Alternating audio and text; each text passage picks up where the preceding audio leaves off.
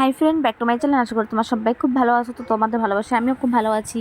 তো আজকে আবারও সকাল সকালে ঘুম থেকে উঠে গেলাম। আজকে যাব আমরা জয় শ্রীরাম। তো সেই কারণে আমার মেয়েকে খাইয়ে দাইয়ে আমার শ্বশুরের কাছে দিয়ে যাব। ওকে নিয়ে যাওয়া যাবে না, অত ভিড়ের মধ্যে আমরাই তো নাজেহাল হয়ে যাব। অত ভিড়ের মধ্যে আমরাই ঢুকতে পারবো কিনা তার নাই ঠিক, তো তাও যাব। তো এখানে রেডি হয়ে যাচ্ছি। তো আমি যাবো আর আমার একটা যা যাবে, আর যার বর যাবে, আর যার একটা মেয়ে আছে 2.5 বছর, তো ও যাবে। তো আগে ওর বাড়ি যেতে হবে। তো আমার বর এসে বলছে যে রেডি হয়ে গেছি ফাইনালি ফ্রেন্ড। তো এখানে রেডি হয়ে গেছি। তোমাকে কেমন লাগছে সবাই কমেন্টে জানাও। তো এখন চলে যাব যার বাড়িতে, যার রেডি হয়ে গেছে নাকি দেখতে। তো এখানে এসে দেখি যে যা রেডি হয়নি, যা নাইটি পরেই রয়েছে, এখনও রেডি হয়নি।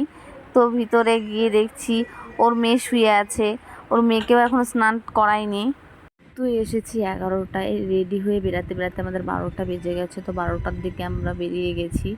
তো আবার দিদিকে নিতে লাগবে ওখানে। দিদি যাবে ইসলামপুর। ও আমাকে আগের থেকেই বলে দিয়েছে তোরা যেদিনকে জয় শ্রীরাম যাবি সেদিনকে আমার ইসলামপুর থাকে আমার দিদি, তো ইসলামপুর যাব আমি, আমাকে নিয়ে যাবি।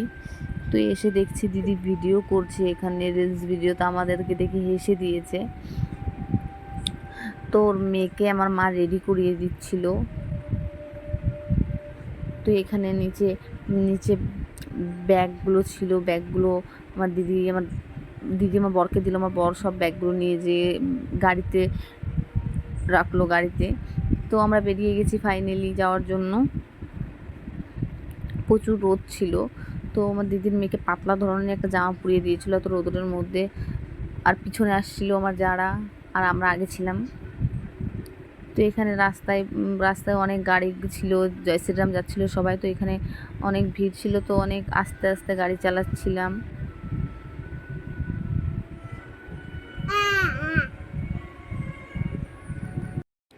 তো এখানে খুব মজা লাগছিল আমারও, প্রচুর এগুলো দেখে, জয় শ্রীরাম দেখে আমার। আর ডিজে বাজছিল, তো আমারও দেখে প্রচুর ডান্স করতে ইচ্ছা করছিল। তো আমরা ডান্স করতে করতেই গেছি সবাই। তো সামনে পেট্রোল পাম্প, তো পেট্রোল পাম্পে আমার যারা চলে গেল তেল ভরার জন্য। তো আমাদের বাইকে তেল ছিল, তো সেই কারণে তেল আমরা ভরিনি। আসার সময় আমরা তেল ভরবো, যাওয়ার সময় আমাদের তেল আছে, যাওয়ার জন্য আমাদের তেল বাইকে ছিল। তো আমরা আসার সময় তেল ভরে নেব। তো এখানে যে প্রচুর জাম পড়ে গেছিলো, সব আস্তে আস্তে পাচিং হচ্ছিলো। তো এসে গেছি। তো এখান থেকে আমরা আলাদা হয়ে গেছি, কারণ প্রচুর ভিড় ছিল। তো আর আমার দিদিকে দিয়ে আসতে লাগবে ওর রুমে। তো এখান থেকে আমার যারা যে ছিল তারা আলাদা হয়ে গেছে, আর আমরা এখান থেকে বের হতেই পারছিলাম না, ভিড় ছিল অনেক সামনে। তোমরা তো দেখতে পাচ্ছ কত ভিড়। তো এখান দিয়ে বার হতে হতে আমাদের পুরো আধা ঘন্টা লেগে গেছে এখান থেকে বার হতে।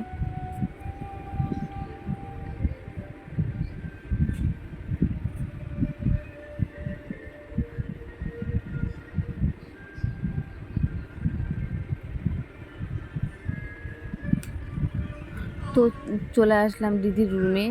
তো দিদির রুমে ফ্যানটা চালাতে বললাম, অনেক গরম লেগে গেছে। এমনি তো ভিড়ের মধ্যে বেরিয়ে আসতে আসতে আমাদের পুরো হালুয়া টাইট হয়ে গেছে।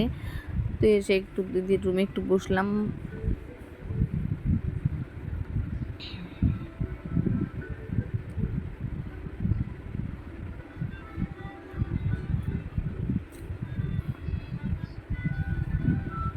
তো রুমটা ভালোই ছিল। আর এদিকে তোমার এত ভিড় ছিল, তো তোমার দেখতেই তো পারছো যে কত ভিড়। তো ভিড়ে এখানেও আমাদের 1 ঘন্টা লেগে গেছে থেমে থাকতে থাকতে। এত জাম ছিল যে যাওয়ার কোনো রাস্তাই ছিল না। তো এখানে রোদ্রে 1 ঘন্টা পুরো আমার এত তেষ্টা পেয়েছিল জলের। তো বার হওয়ার কোনো রাস্তাই ছিল না যে বার হয়ে যাব, তো এর কোনো রাস্তাই নেই।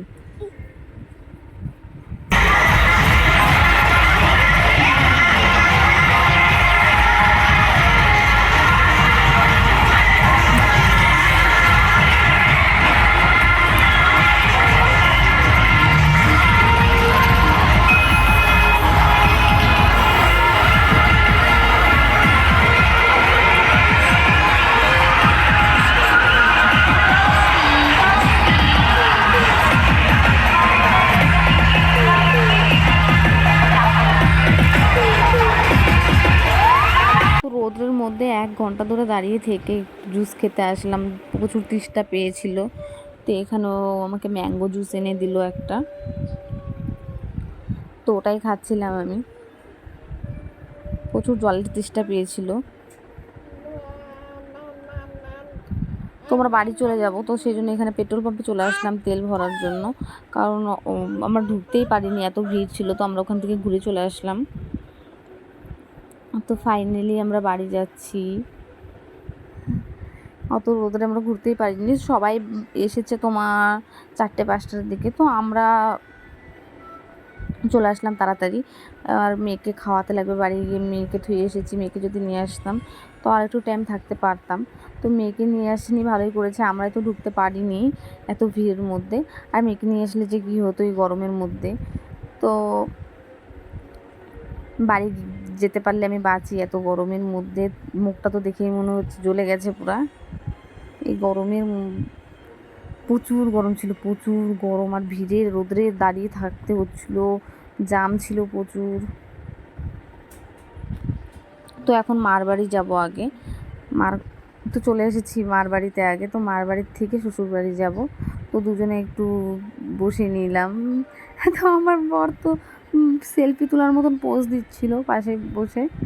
তো এখন শ্বশুর বাড়ি চলে যাচ্ছি। আমার বর ভাত খেয়ে নিল, আর আমি খাইনি।